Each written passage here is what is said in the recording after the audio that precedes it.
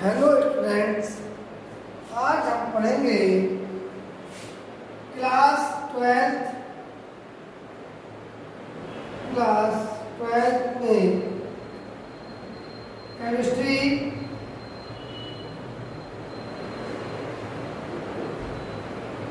पढ़ेंगे और केमिस्ट्री की यूनिट सेकेंड जिसको हम बोलते हैं वैद्युत रसायन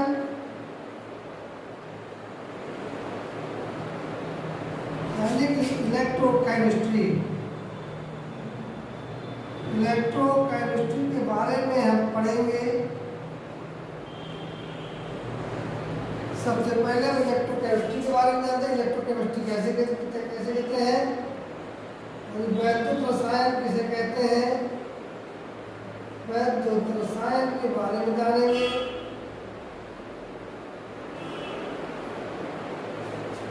रसायन विज्ञान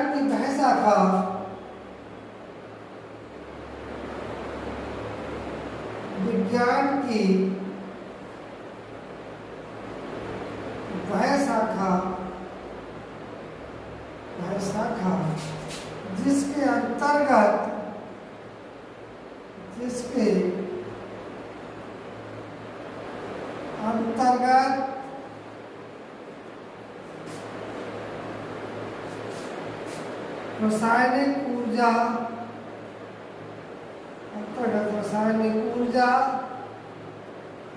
रासायनिक ऊर्जा यानी केमिकल एनर्जी तथा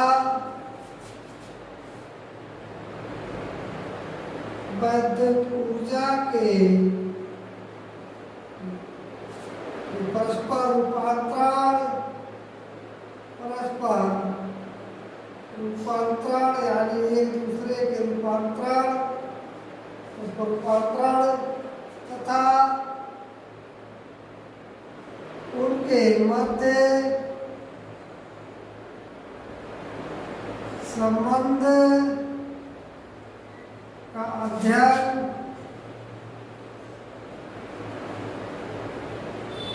किया जाता है।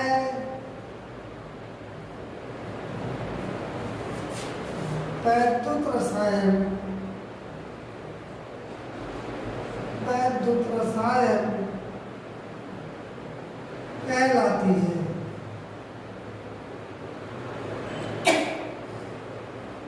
कहलाती है सब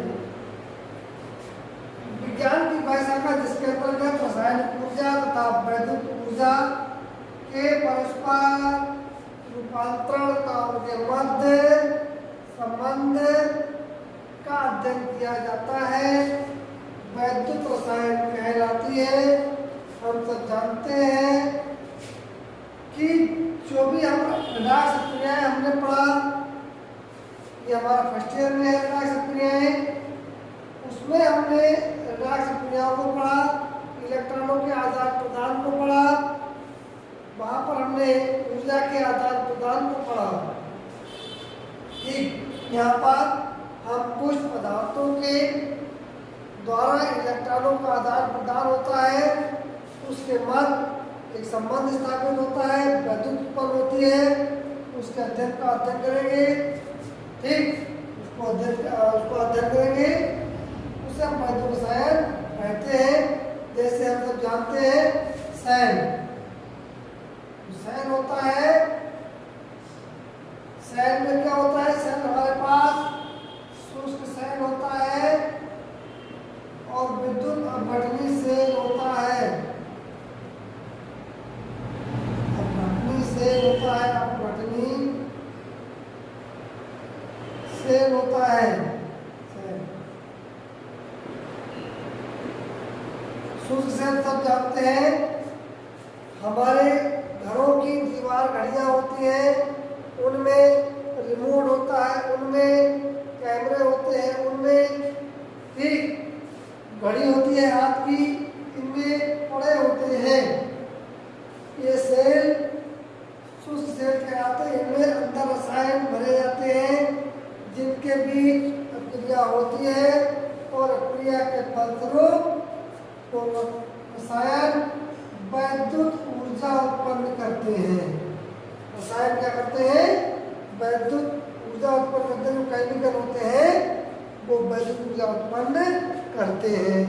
यहाँ पर जो केमिकल ऊर्जा किसमें? वैद्युत ऊर्जा में उत्पन्न हो रही है।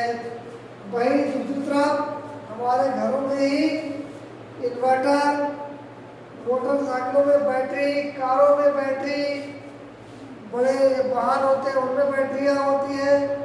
ठीक, सेल कहते हैं उन्हें, बैटरी से इसको कहते हैं सेल होता है। वो उसमें क्या भरा होता है? एसिड भरा होता है। वो एसिड क्या करता है? वो वैद्युत अपघट का कार्य करता है और वो सेलों को हम विद्युत अपघटी सेल कहते हैं। वो सेल क्या करते हैं? वैद्युत ऊर्जा को पहले रासायनिक ऊर्जा में कन्वर्ट करेंगे, फिर रासायनिक ऊर्जा को वैद्युत ऊर्जा में कन्वर्ट करेंगे। तो ये सब चीज़ें इस वैद्युत रसायन के अंतर्गत आती है। मेरे प्यारे बच्चों, तो यहाँ पर इस चैप्टर को समझने से पहले हम कुछ चीज़ों के बारे में जानेंगे। जैसे हम जानेंगे विद्युत वाहक बल। विद्युत वाहक बल के बारे में जानेंगे। सबसे पहली बात विद्युत वाहक बल के बारे में जानेंगे। फिर जानेंगे विद्युत अपघटन के बारे में जानेंगे। विद्युत वाहक बल क्या है?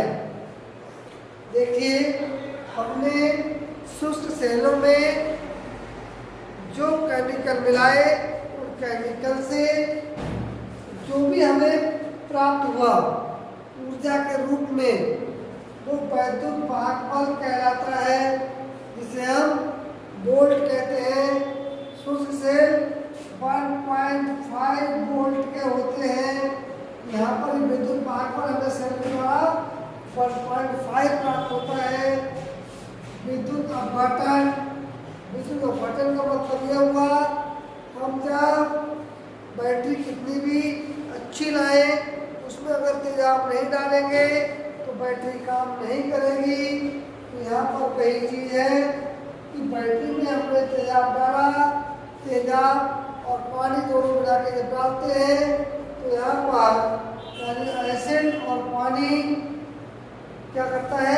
एसिड टूट जाता है, अपघटित हो जाता है, आयनों में अपघटित हो जाता है और जल के साथ विलयीकरण हो जाता है। यानी कि जल विलय का काम करता है, उसके साथ आयन बना लेता है, तो वो क्रिया विलयीकरण बनाती है। ये सेल हमारे 12 वोल्ट तक के होते हैं। 12 वोल्ट तक होते हैं। तो ये भी अंतर है यहाँ पर कि विद्युत अपघटन से उत्पन्न होते हैं। जो घरों में सोलर सेल में बैटरी लगी होती है, मोटर कार में बैटरी लगी होती है, इन्वर्टर में बैटरी लगी होती है, तो ये सब विद्युत अपघटन के बारे में होते हैं। यहीं पर हम जानेंगे विद्युत अपघटन के लिए हम किन चीज़ों का उपयोग करते हैं। इलेक्ट्रोलाइट यानी विद्युत अपघट्य। विद्युत अपघट्य, इलेक्ट्रोलाइट्स क्या होते हैं? क्योंकि यहाँ पर कुछ टर्मिनोलॉजी है, आज हम उस टर्मिनोलॉजी के बारे में जानेंगे, सेल्स के बारे में कल जानेंगे। तो इलेक्ट्रोलाइट क्या होते हैं? वे पदार्थ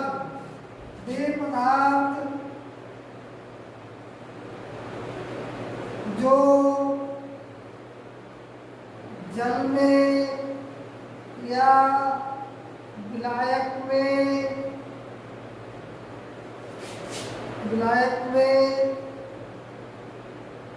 घूमने पर, ठीक, दो प्रकार के आयनों में, दो प्रकार के आयनों में विखंडित हो जाते हैं, टूट जाते हैं।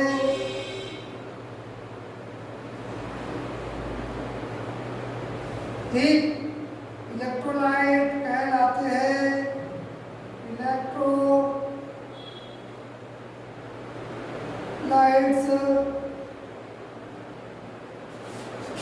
कहलाते हैं। हम जानते होंगे। अब इसी में एक शब्द आता है चालक।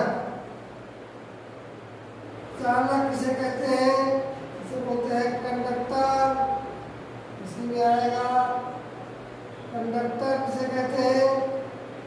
तो हम जानते हैं चालक वे पदार्थ में हमारे विलयन भी हो सकते हैं, ठीक, और जो मतलब धात्विक ठोस भी हो सकते हैं जिनसे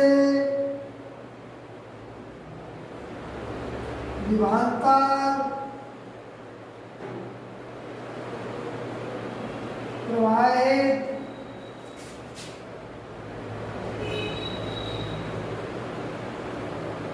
किया जा सकता है। चालक कहलाते हैं। चालक कहलाते हैं। ठीक, यहाँ पर हमने इन चीजों को पढ़ लिया है। हमने इसके बाद हम जानेंगे ओम के नियम को। ओम का नियम क्या कहता है? विद्युत अपघट्यों चालकों के संबंध में ओम का नियम क्या कहता है? हम ओम के नियम के बारे में जानेंगे। तो समझ जाते हैं ओम का नियम। ओम का नियम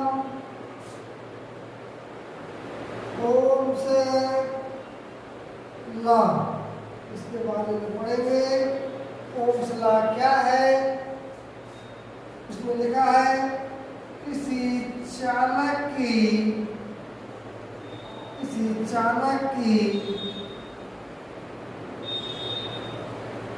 भौतिक अवस्थाएं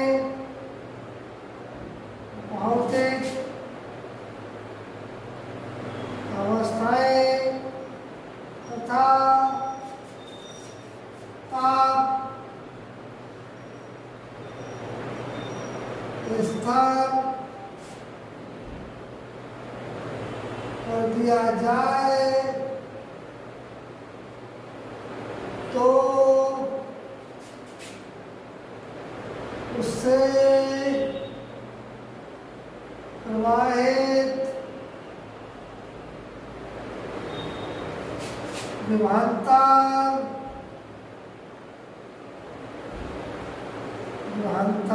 भी उससे चालक से बहने वाली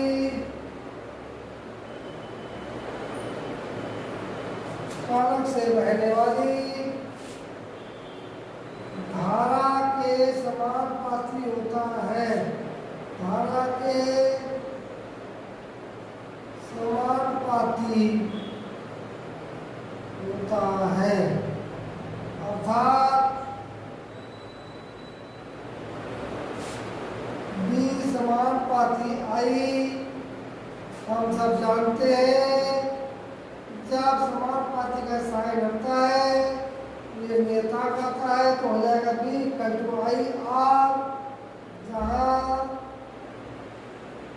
आर एक क्या है? स्थिरांक है।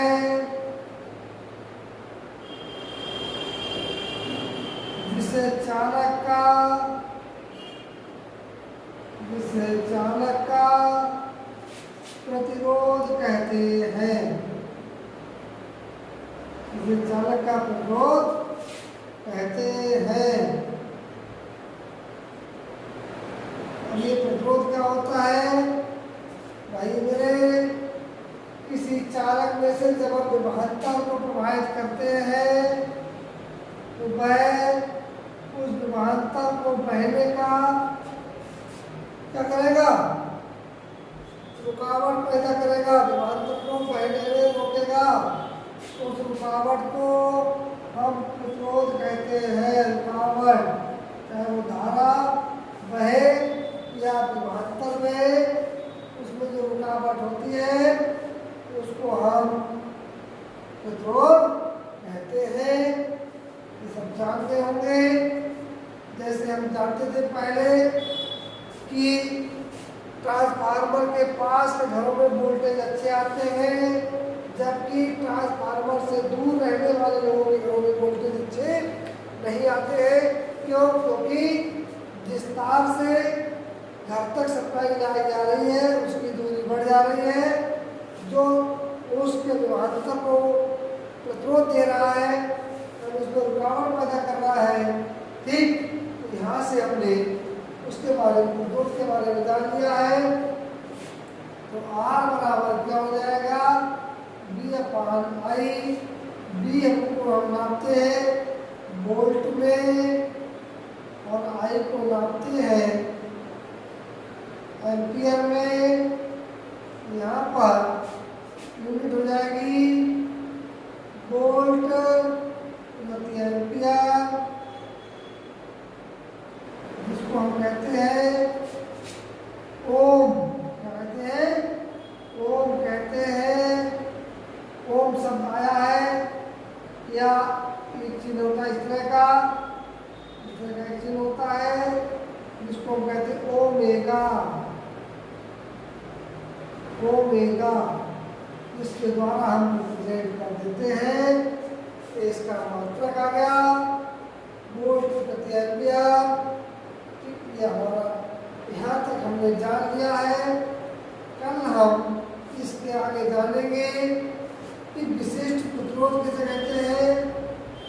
इससे पहले हम जान लें कि चालक की भौतिक अवस्थाएं कौन कौन सी होती है। मुख्यतः चालक की भौतिक अवस्थाओं के बारे में थोड़ा सा चर्चा कर लेते हैं। चालक की भौतिक अवस्थाएं कौन कौन सी होती है, उन भौतिक अवस्थाओं के आधार पर हम क्या निकालेंगे? पहले हम विशिष्ट प्रतिरोध जानेंगे। तो वो क्या हो सकती है? नंबर 1, चालक की लंबाई। चालक की लंबाई, लयता कंडक्टर। दूसरा, चालक का पदार्थ। चालक कैसा है? सिल्वर का है कि वो कॉपर का है कि वो चांदी का तार है। ठीक, पदार्थ। तीसरा क्या है? चालक तार के अनुप्रस्थ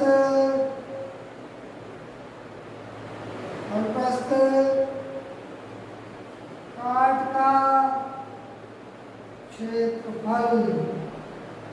अब आप कहोगे cross section of area conductor wire, चालक तार का।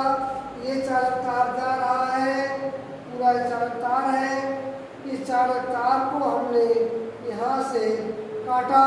काटने के बाद ये वाला जो हिस्सा होगा, ये हिस्सा हमारा अनुप्रस्थ काट का क्षेत्रफल होगा।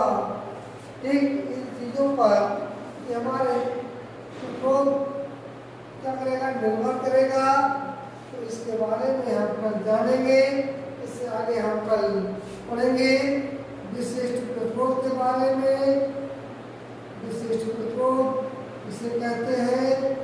विशिष्ट प्रतिरोध इसी सूत्रों से मिलेगा जिसको हम रो कहते हैं।